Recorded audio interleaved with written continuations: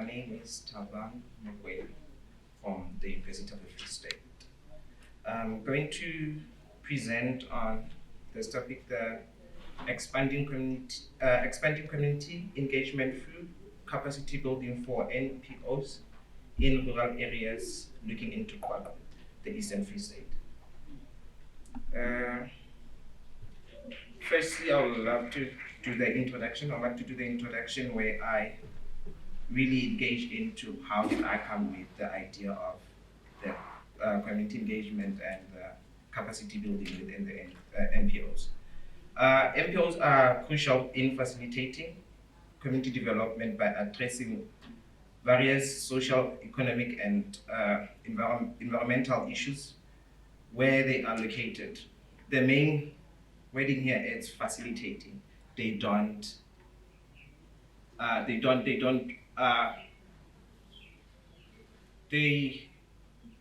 actually facilitate change. They don't impose change to the communities. Then the following one, it's of the located area. The change has to be specific to a certain location. Hence, I'm focusing on rural areas. Then the effectiveness of the NPOs are centered on the capacity to engage with the community meaningfully and to legislate positive change within the communities with the community. Then in the rural areas of Qwaqwa, in the rural region of Qwaqwa, located in the Eastern Free State of South Africa, community development efforts faced unique challenges stemming from geographical isolation, limited infrastructure, and socio-economic problems. Despite of this I have to highlight, despite of these challenges, and we have NPOs that are fully functioning and which are well equipped, because they're still striving within the communities, even with the limited resources that they have. The purpose of this study, it aims to develop a new framework of community engagement through capacity building that will be relevant to rural NPOs by analyzing the existing capacity building processes. We've conveniently selected NPOs in Qwaqwa. The reason why I ended up with conveniently, it's because Qwaqwa is actually a blended community. We have a township and we have rural areas. So to describe how Qwaqwa looks like, or it is, I would like to explain that before it used to be a former Bantustan that was called Orange Free State, designed for Southern Sotho people, which are Basotho people that are living in South Africa, because we have Basotho in Lesotho. And the only borders between us and Lesotho is Drakensberg Mountain. So it's that type of setting. Then Qwaqwa is situated in the Maluti Apofu local municipality within the Tamumfuzanyana district municipality of the Free State province. Qwaqwa is composed of the Putedichaba township and surrounded by villages. Putedichaba is made up of 19% of the population, and the villages are made up of 81%. That means most of people live in the villages, which are the rural areas. Some of them are even remote areas. How did I come up or build my method of this study? I did document analysis from agency analysis that are submitted by students. So I'm a junior lecturer under community development, and I teach practice. So my students are sent to do their practicals from second year till the final year. It's a professional degree. It takes 4 years. So on their third year, they have to establish. On their third year, they have to establish projects with organizations. But before that, they have to profile the organization and do agency analysis for the organizations, and they interview the organizations. So this is where I found a lot of my content from. Then it is done in a qualitative study, and it's only six. I only selected 6 NPOs that I looked into the agency analysis, and I analyzed those documents. And all of these NPOs are found in rural areas. Some are in Qwaqwa, but the ones that I used are in the rural areas because that's what the focus of my study is on. Then these are the common challenges that I found out. It's poor working relationship with stakeholders and lack of access to know technology within the NPOs, absence of strategic plans, and lack of essential skills. Then this is how I sum up a lot of my findings and discussions. With the absence of strategic planning, most of the NPOs that I've analyzed, they don't have the strategic planning because they are voluntary. Most of them are not even registered. So it's what they do out of their own will as the community. They are actually organized community to do certain projects since they are not registered. Then the other thing, some of activities are not, they don't have budget for activities that they plan for throughout the year because there's no money. Then there's also the activities that are done but are not really speaking to the issues of the community. How did I find out about that? It's because they are not relatable to the setting of the community and to the accessibility of resources within the community. Then the lack of essential skills speaks to registration of NPOs, grant writing, marketing and promoting NPO services, understanding of the NPO Act, looking into the roles of the board community and those that are doing everyday duties within the NPOs. There's no alignment of the roles to those that are registered within the rural areas. Taking to the discussions of this two. Within our department, we have established a role where we actually assist these NPOs. If they come in and have a challenge and we can assist, we do assist. They will come and ask for assistance, then we do assist.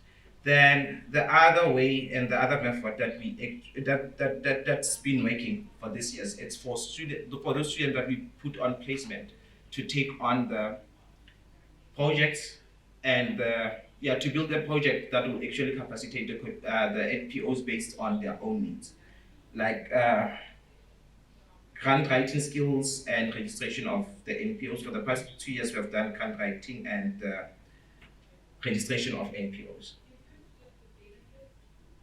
Then the roles of taking to the understanding of the NPO Act, we actually most of the time advise our students to bring it forth mostly in the NPO to also check if they are knowledgeable of their roles within the NPOs and who has to do what.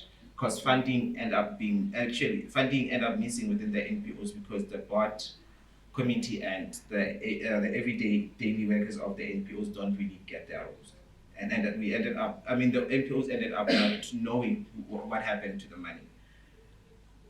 Then to the lack of access to no technology, mostly it's Wi-Fi computers and printers that assist with everyday duties. Then most of these NPOs are based in remote areas. The most cheapest Wi-Fi's or access of internet doesn't reach those areas.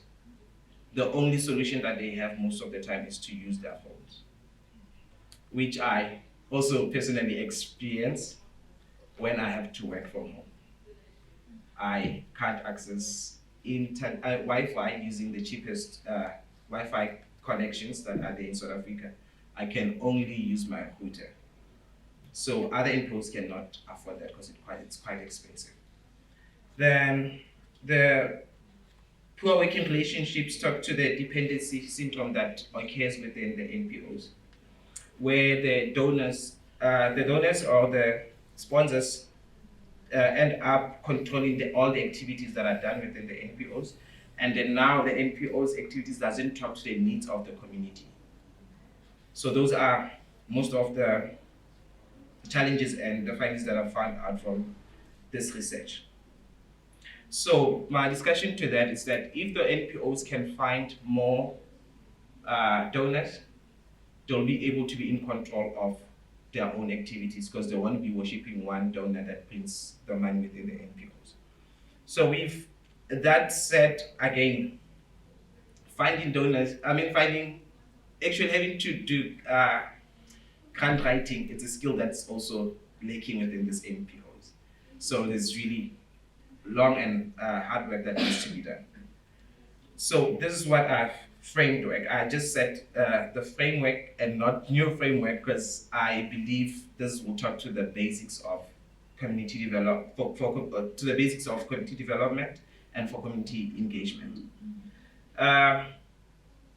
With whatever that I've presented now, those are the findings that I found on this study. But looking into the reality of community engagement from all the institutions that we have, whether university or companies or whatever that, or even the government institutions, they are mostly posed to the community. They are not really what the community needs. So I would love to talk to what really makes a good community engagement and capacity building in terms of this framework. So it starts first by the community. Our capacity building and community engagement has to start first with the community. We need to know what the community needs instead of posing things to the community. So it's community driven and it has to be environment appropriate. Because if it's community driven, community knows what they need and what they need to capacitate it on. How can the capacity building workshop or whatever that we want to capacitate them on can do, instead of just posing things? Because if we pose certain capacity building trainings to the communities, they just take the skills and they ended up not even using the skills. If we pose community engagement projects, they die because they are not sustainable. They are not driven by the community. After you have left, the project also lives with you. So everything has to be community development driven. So that the environment appropriate. If it's in rural areas, you need to check the setting and to check with the community, not you check doing the survey alone, but with the community so that you can know the ins and the depth of it. Because the communities at the end of the day are experts of their own needs. And these NPOs are also the experts of their own needs within their NPOs. So capacity building needs to be done through the lenses of community. We, us as professionals, we are not experts of community's needs. We only know few things that we can actually help the community with. So community, the capacity building, it has to be done through the lenses of the community on how far they see and how far they want to reach. That's what we facilitate. We don't even teach, we just facilitate change within our communities. Then we move to working with, not for the community. Working with and not for the community. We don't work for the community, we work with the community. That's a good collaboration. That's what we call community engagement. If projects are done with the community, if the capacity building within the NPOs are done with the community and the workers within the NPOs, that's the only way we can really have a good engagement, which I ended up saying it's, if all the steps are followed, then we have a good community engagement that can be sustainable. Then most of the time, what we need to ask ourselves before we do capacity building, even the community engagement, we need to ask ourselves, why do we do it? Why do we do community engagement? Is it because we only do it for social investment, where we just want to keep the licenses of mines, licenses of corporates, where the communities are based? If it's that, it will never be a sustainable community engagement or a visible one, or the one that can really bring change to the community. And again, if it's only for universities to look as if there are actually this transformation within the university, then there's still an issue. You cannot do them just to tick boxes. It has to be a transformation that is for the community and with the community. And the social, the social investment has to be with the community, not for the community. So the planning from the beginning of the meetings, the community members has to be involved in how we plan for whatever social investment or for community engagement that we're planning to do with us as the professionals. With that, I thank you.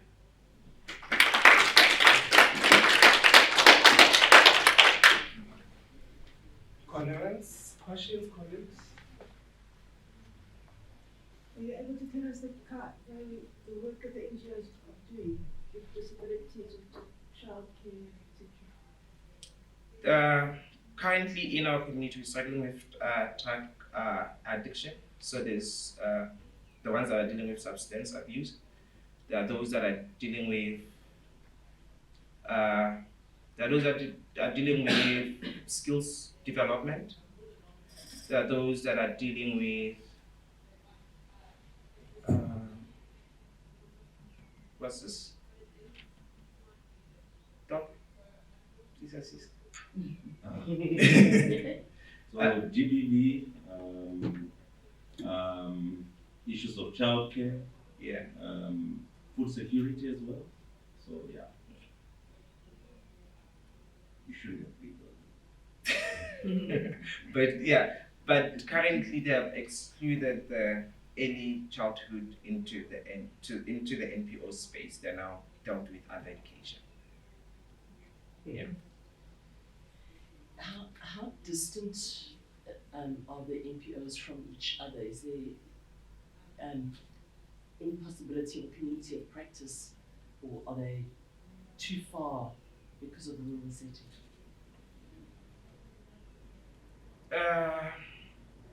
They are far, but not really that far from each other. There's most of all villages do have NPOs, 2 of 1 that are functional. Yeah. The reason that I ask is that here in the country, quite lucky, so I was in an NPO before my current job, and it was so helpful to have to speak to other people, so that when the professionals aren't available or aren't doing capacity building, you can ask each other, hey, what those guys who came, what did they say about your log frame or whatever? And I just wondered, sometimes the university kind of has the power to pull people together, that they don't have that agency themselves. Like nobody feels like they can stand up and go, guys, come together with me. We actually have a group, a WhatsApp group that we have established as the university, where the messages get spread, whether it might be funding, possible funding, the workshops, the meetings from the university, and also around. If any community leader that's in the group knows anything, they post in there. Then that's how we distribute messages around. Well, the last slide is there. Oh, okay.